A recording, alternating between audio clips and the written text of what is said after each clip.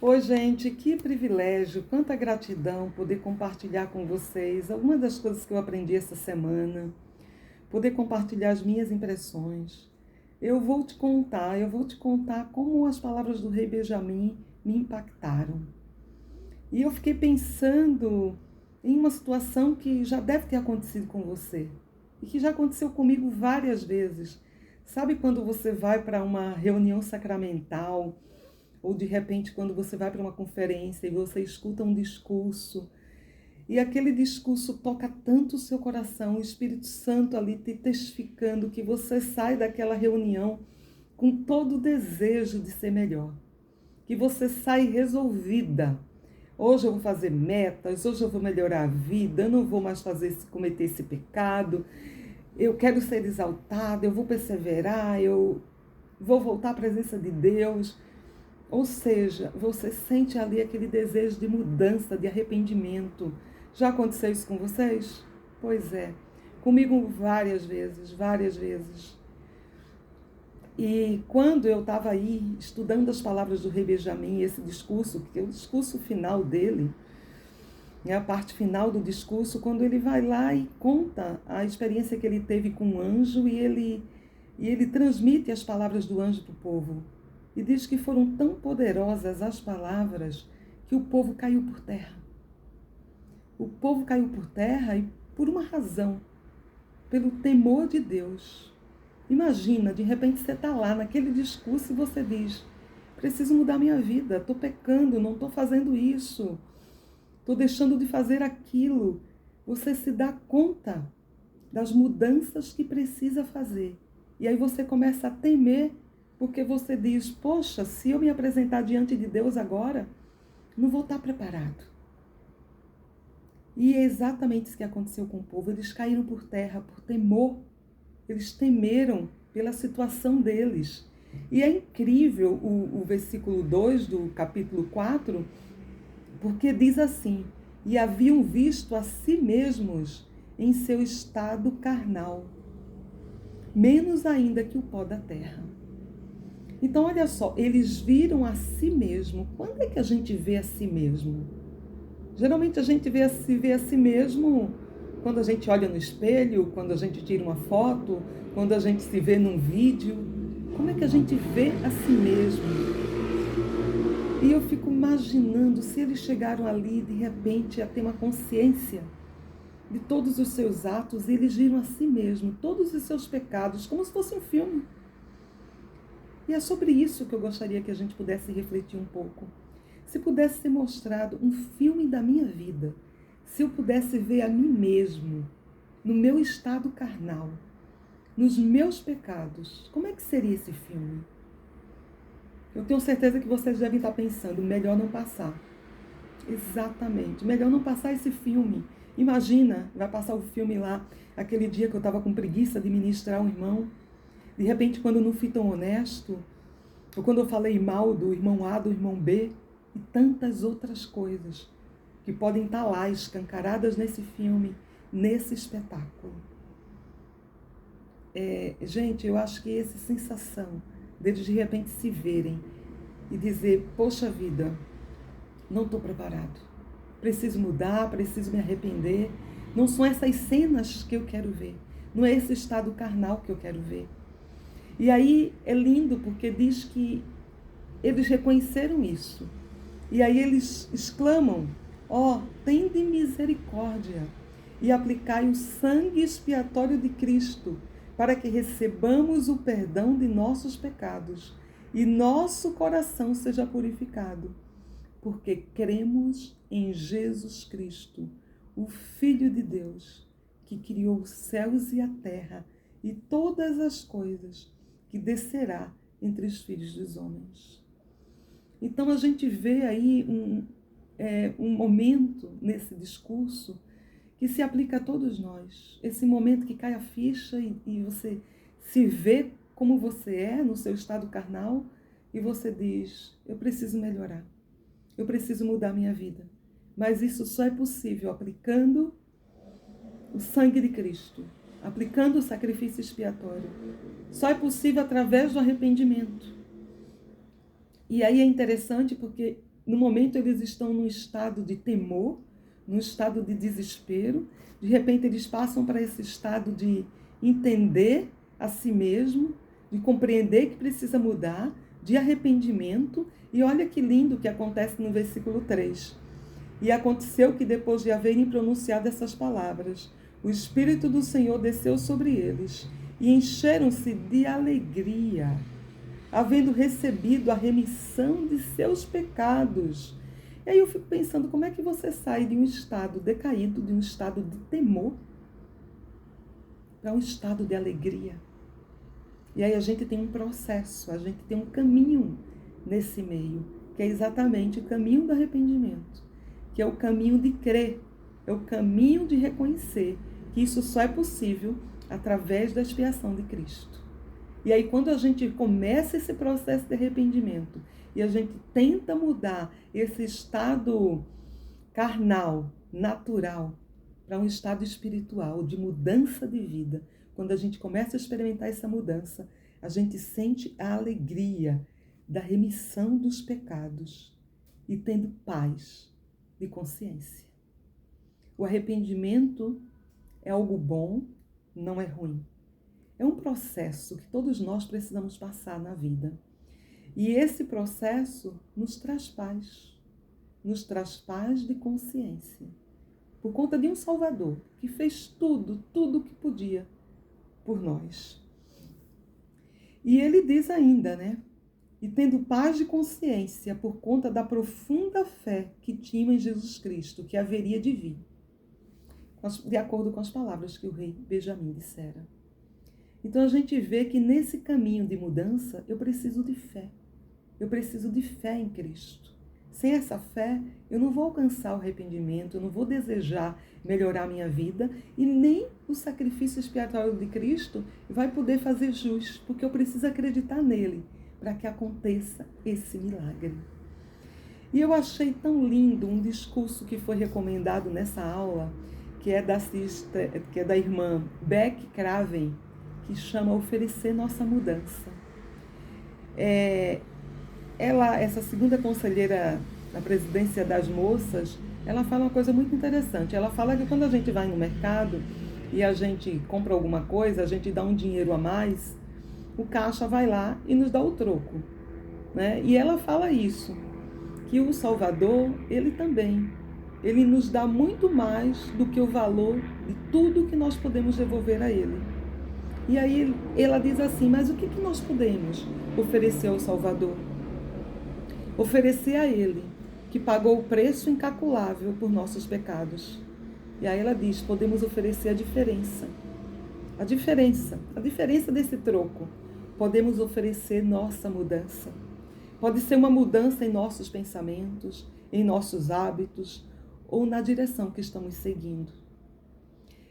Em troca do imensurável preço que ele pagou por cada um de nós, o Senhor nos pede uma mudança de coração. A mudança que ele pede de nós, não é para o benefício dele, mas para o nosso. Diferentemente do comprador, que recebe de volta o valor excedente, o que oferecemos, nosso amável Salvador pede que fiquemos com a diferença, com a mudança. Esse troco, né, que a gente fique com ele, com essa diferença, com essa mudança que a gente vai oferecer ao Salvador. E essa mudança é um exercício para a vida toda. A gente muda a cada dia, a cada arrependimento, a cada dia que a gente decide mudar. Eu lembro que faz alguns meses que eu decidi fazer algumas mudanças na minha vida. E fui assistindo aos discursos da Conferência Geral, que eu optei por fazer essas mudanças. Eu percebi que a primeira coisa que eu fazia, quando eu acordava, era olhar as mensagens do celular. E era muito fácil eu ficar ali, intertida nessas mensagens. E quando eu via, eu já tinha que ir para o trabalho correndo e eu não conseguia fazer as coisas que eu havia me determinado a fazer, que eu havia planejado a fazer. E entre essas coisas, muitas vezes estava a leitura das Escrituras, estava a minha oração mais fervorosa. Então eu fazia uma oração rápida, igual miojo, instantânea. Ou muitas vezes eu dizia, eu vou ler as Escrituras quando eu voltar. E às vezes quando eu voltava eu já estava muito cansada, eu lia de qualquer maneira, e aí no outro dia, Senhor, me perdoa, não deu tempo, e eu ia protelando. E foi assistindo os discursos de conferência geral que eu disse, peraí, eu vou passar a vida inteira dando desculpas ou eu vou mudar minha vida? E aí eu decidi que eu ia estabelecer uma rotina. E essa rotina seria, primeira coisa, eu acordo, mas eu agradeço ao meu Pai Celestial. É uma oração. É esse momento que eu me conecto com Ele para abrir meu coração, para pedir proteção para o meu dia, para pedir inspiração para as situações que possam ocorrer, para que eu possa lidar com os desafios, que me ajude a ser uma boa ministradora, a encontrar pessoas para que eu possa falar do Evangelho. É essa oração que abre o meu dia. E eu decidi também que eu também iria ler as Escrituras antes de ir ao trabalho. Então, consequentemente, eu acordo mais cedo, eu não olho o celular, eu faço a minha oração, eu leio as Escrituras, e se eu chegar atrasada no trabalho, meu chefe vai entender. Mas eu não posso atrasar com o Senhor. Então eu me esforço para chegar na hora. Mas, gente, mudar esses pequenos hábitos tem feito tanta diferença na minha vida, tanta. Eu ainda preciso mudar, eu ainda preciso fazer atividade física pela manhã, que eu estou fazendo quando eu volto, e às vezes eu estou cansada, caio na mesma. Mas, assim, já tenho estabelecido algumas rotinas que têm dado certo. E como eu percebo que minhas escolhas têm sido melhores durante o dia, como eu tenho mais a inspiração do Espírito Santo, e como isso me ajuda a pregar mais o Evangelho. Então, às vezes, a gente precisa fazer pequenos hábitos que vão fazer a diferença. É isso que o Senhor quer de nós, que a gente vá lá e oferte, né? Embora a gente fique com esse troco, mas a gente devolva a Ele em forma de mudança, naquilo que eu estou disposto a mudar. Se é a ministração que eu preciso mudar, que a gente ministre melhor. Se eu preciso mudar ao aceitar melhor os meus chamados, ao cumprir melhor minhas designações, que façamos essa mudança. Se a mudança precisa ser no meu tratamento com as pessoas, se precisa ser em ir à igreja frequentemente ou frequentar mais o templo, que a gente faça as mudanças, que a gente não deixe para depois, porque a gente não sabe se haverá depois. E hoje é o tempo. Então essa é a mensagem poderosa do rei Benjamim, que ele está falando sobre essa mudança, sobre esse compromisso, sobre esse fazer convênios e continuar, sobre esse perdão que só é possível através de Cristo. Por isso que é tão poderoso esse discurso dele. Né? Mas isso tudo, gente, só começa com uma coisa, que é o acreditar. E no versículo 9 nós lemos, essa escritura é linda, é uma das preferidas da minha filha, minha também. Acreditai em Deus, acreditai que Ele existe, que criou todas as coisas. Isso faz toda a diferença. A diferença entre nós, né? E aquelas pessoas que não acreditam em Deus é imensa. Porque a nossa visão, a nossa perspectiva é completamente diferente. Acreditar em Deus. Acreditar que Ele existe, que criou todas as coisas, tanto no céu como na terra. Acreditar que Ele tem toda a sabedoria e todo o poder. Isso muda tudo, é a confiança, é o que o Elder Holland falou sobre conhecermos o caráter de Deus, o caráter dele, nos aproximarmos dele, saber que ele é acessível, que ele tem toda a sabedoria e todo o poder, tanto no céu como na terra. Ter essa confiança que ele tem sabedoria, que ele tem o controle de tudo, ele tem o poder de tudo. Acreditai que o homem não compreende todas as coisas que o Senhor pode compreender. Nós não compreendemos, nós somos limitados. Mas Deus compreende tudo, Ele sabe tudo. Então a gente não pode duvidar e a gente só tem que colocar a nossa vida nas suas mãos.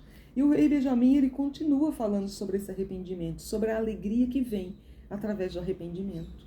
Gente, o arrependimento é um processo, não é algo simplesmente, me arrependi, mudei, me tornei santo, puro. Não foi isso que aconteceu com o povo do rei Benjamim.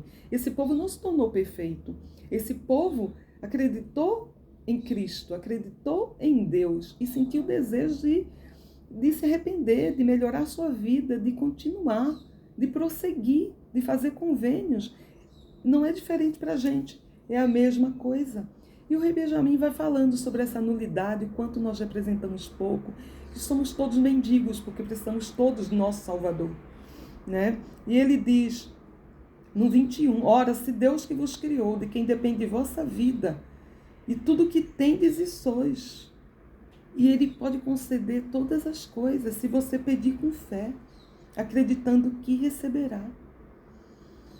Então, olha só, Ele nos ensina que esse Deus, a gente pode pedir com fé. O que é que eu necessito? Será que eu estou realmente dobrando os meus joelhos e abrindo meu coração para o Senhor, fazendo aquela súplica, aquela oração sincera e pedindo com fé aquilo que eu necessito? O Senhor vai me ouvir. Ele ouviu Joseph, Ele ouviu tantos. Ele pode nos ouvir. Basta que a gente tenha fé.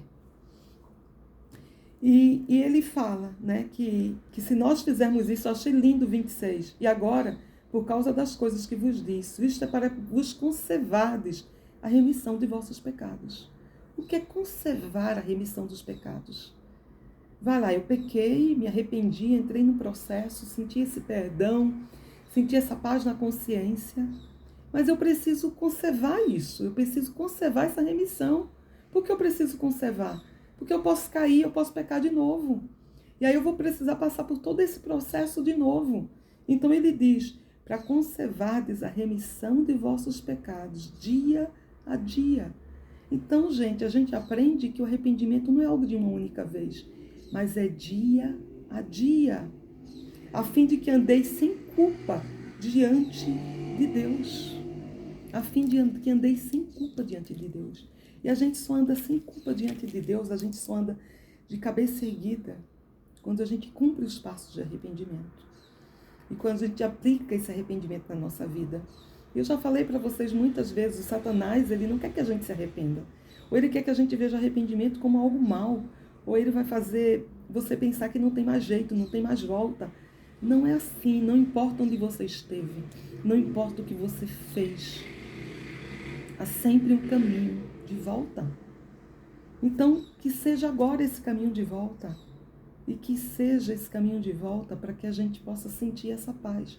Sair desse estado de tristeza, esse estado de temor, para um estado de alegria e de paz na consciência. Nós podemos, então você pode. E ele fala, né? Ele vai dar muitos conselhos sobre servir as pessoas, sobre amar o próximo, sobre repartir o que temos, sobre ter cuidado, não andar mais do que nossas forças nos permitem, né? E ele diz para ter muito cuidado com os nossos pensamentos, com as vossas obras, com os mandamentos de Deus, para continuar tendo fé. É maravilhoso, o rei Benjamim é incrível, e ele deseja saber se o povo se arrependeu, se o povo ouviu suas palavras e acreditou. E a gente vê no capítulo 5 exatamente, porque o povo diz, sim, nós acreditamos em todas as palavras que nos disseste. Sabemos que são verdadeiras, por causa do Espírito do Senhor onipotente, que efetuou em nós uma vigorosa mudança, de modo que não temos mais disposição para praticar o mal, mas sim de fazer o bem continuamente. Olha só essa poderosa mudança. E aí eu pergunto para vocês já experimentaram essa vigorosa mudança? Já aplicaram na sua vida o discurso do rei Benjamim? Já sentiram esse desejo de fazer o bem, essa disposição de não praticar o mal, que deve ser diária, que deve ser dia a dia? E eles dizem no 4, e foi a fé que tivemos nas coisas que nosso rei nos disse, que nos levou a este grande conhecimento, pelo qual nos regozijamos com tão grande alegria, regozijo, alegria, graças a essa fé. Eles aplicaram a expiação de Cristo na sua vida, se arrependeram, sentiram essa mudança, esse desejo de mudar. Como eu disse, não se tornaram perfeitos, mas dispostos a mudar. Essa diferença, nós precisamos ter essa disposição. E quantas vezes a gente vai ter que levar uns aos outros pelo caminho? A gente já viu que como nem todos têm fé, ou fé suficiente, às vezes a gente vai estar lá ajudando. Eu achei linda também uma experiência que a irmã Beck fala, nesse discurso, oferecer nossa mudança, que ela fala que quando ela era criança, eles costumavam brincar em uma árvore. E eles adoravam aquela árvore. Então se reuniam as crianças da vizinhança para brincar na árvore. E elas iam para um galho maior lá da árvore. Mas um dia aconteceu que o irmão dela quebrou o braço. E ele não podia subir na árvore. Olha, um dia ali caiu da árvore, quebrou o seu braço. E o seu braço quebrado o impedia de subir na árvore sozinho. E aí eles perceberam que a brincadeira não tinha a mesma graça sem o Lee. A árvore era maravilhosa, mas sem o Lee não tinha a mesma graça. Então os amigos se reuniram para levantar Lee outra vez, para que ele pudesse subir na árvore com o braço quebrado. Já que ele não podia fazer muito esforço, os amigos fizeram esforço por ele e carregaram Lee. Fico imaginando, né? Acho que os pais dessas crianças não estavam por aí. Porque a brincadeira na árvore não era a mesma sem ele.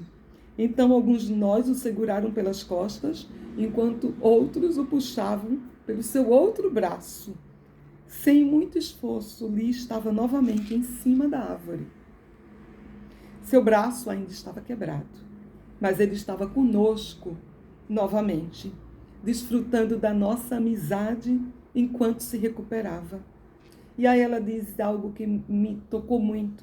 Tenho pensado com frequência que essa experiência de brincar na árvore é como nossa vivência no Evangelho de Jesus Cristo. Sob a sombra dos galhos do Evangelho, desfrutamos de muitas bênçãos associadas aos nossos convênios. Algumas pessoas podem ter caído, afastado-se da segurança dos convênios e precisam de nossa ajuda para subir novamente para a segurança dos galhos do Evangelho. Pode ser difícil para elas voltarem sozinhas. Podemos gentilmente puxar um pouco aqui, levantar um pouco ali, para ajudá-las a se recuperar. Enquanto desfrutam de nossa amizade, se vocês estão sofrendo por uma lesão causada por uma queda, permitam que outras pessoas as ajudem a retornar a seus convênios e as bênçãos associadas a eles. O Salvador pode ajudar vocês a serem curados e transformados, rodeados por pessoas que os amam. Gente, é lindo esse discurso. Quem puder dar uma lida, oferecer Nossa Mudança é o nome dele. Tem muitas pessoas que quebraram o braço, muitas pessoas que estão lesionadas. Às vezes somos nós que estamos lesionados e precisamos voltar ao caminho. Mas como é bom ter braços amorosos, amigos que nos amam e que vão estar ali, fazendo um esforço para nos segurar, para nos amparar. Ela usa exemplos lindos nesse discurso. Um dos exemplos que ela fala é como ela compara, né, a nossa vida, a nossa trajetória mortal a um jogo de tabuleiro. E às vezes você está lá seguindo uma casa, vai adiante, 2 casas, 3 casas, e você está toda empolgada. Quando chega lá na metade do jogo, sabe quando o dadinho cai naquela casa, volte ao início. E ela disse que muitas vezes, quando você diz volta ao início, você pensa, vou perder o jogo, me sinto desanimado, não vou chegar até o final. Essa sensação muitas vezes na vida, como esse jogo de tabuleiro, que às vezes a gente está lá indo bem, e de repente a gente cai, a gente quebra o braço. E de repente a gente precisa se levantar. E às vezes a gente precisa de mãos, outras vezes a gente precisa sentar, se ajoelhar melhor e ter uma conversa sincera com o nosso Pai Celestial, às vezes uma conversa sincera com o nosso bispo. Mas nós precisamos entender que essa pausa, ou esse retorne, significa que é necessário para que a gente possa se colocar de novo de volta ao caminho, de novo de volta ao jogo. Então que o Senhor nos abençoe. É isso que o Benjamin está nos dizendo. Existe arrependimento, nesse caminho vamos cair, mas a gente precisa continuar. E quando a gente continua, a gente faz convênio. Né? Porque é isso que esse povo arrependido diz. No capítulo 5 do 5, estamos dispostos a fazer um convênio com nosso Deus, de cumprir sua vontade, de obedecer seus mandamentos, de obedecer todas as coisas que Ele nos ordenar. Para o resto, de nossos dias. Então a gente só tem que... Tudo que a gente precisa é seguir adiante. Seguir adiante até o final dos nossos dias. E o Benjamin diz que por conta desse convênio que eles fizeram, eles serão chamados progênio de Cristo, filhos e filhas dele.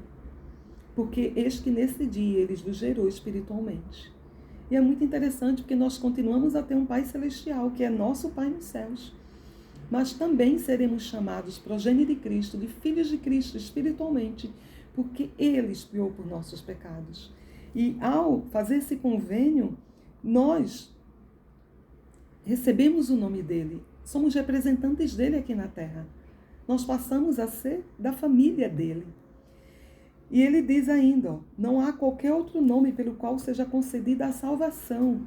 Quisera, portanto, que tomasseis sobre vós o nome de Cristo, vós que haveis feito convênio com Deus, de ser desobedientes até o fim da vossa vida. Né? Porque ele diz assim, nós precisamos saber por qual nome seremos chamados. E, gente, é lindo, porque ele diz, quisera que vos lembrasseis de conservar sempre o nome de Cristo em vosso coração. E como é que a gente conserva o nome de Cristo? A gente conserva o nome de Cristo continuando a ter fé nele, guardando os nossos convênios, sendo obedientes até o fim, nos arrependendo dos nossos pecados, sabendo que acreditamos nele e na expiação dele. E ele diz, digo-vos, quisera que vos lembrasseis de conservar sempre o nome de Cristo em vosso coração, para que não vos encontreis à mão esquerda de Deus, mas para que ouçais e conheceis a voz, pela qual sereis chamados, e também o nome pelo qual ele vos chamará. Pois como conhece o homem, o mestre, a quem não serviu. Pois é, gente, precisamos servir a Cristo.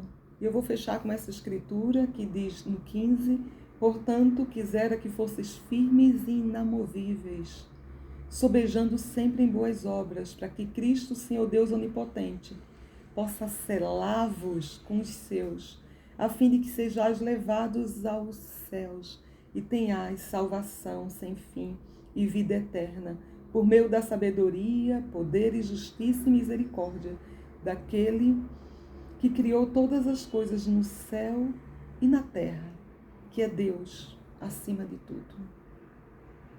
Muito lindo. Gente, que o Senhor nos conserve fiel.